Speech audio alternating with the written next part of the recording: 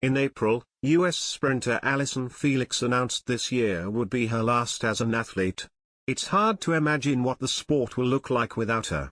Felix burst onto the scene in 2003 when, aged 17, she finished second in the 200 meters at the U.S. trials to qualify for her first World Championships. 2 medal-filled decades later, she bowed out in front of a home crowd in Eugene, Oregon, winning bronze as part of the 4x400 mixed relay. "It was a night I will cherish. I've had such good memories," she said. "I know it is time and these guys will carry it on into the future.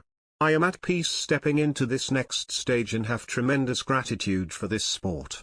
As careers in sport go, they don't get much better than Felix's, and off the track she's had some pretty momentous achievements too, with her activism showing how speaking out can spark real, tangible change.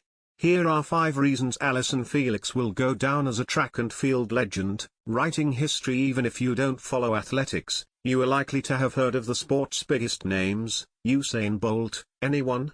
Felix deserves a place in that group of track and field icons. Her gazelle-like running style delivered on the biggest stages time and again to cement her place in the history books. She has won more Olympic medals than any other American track and field athlete in history, and 7 of the 11 she has taken home are gold. She's also won more World Championship medals than anyone else, 19 across 5 events, 13 of which were gold.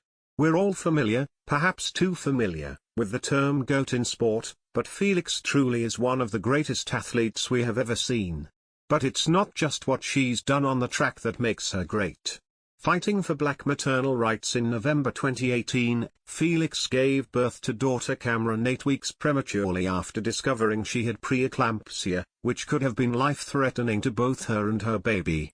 A voice for women, Felix's words quickly turned into activism, and as well as being one of the most successful athletes in history, she is using her voice and platform to speak out about women's rights.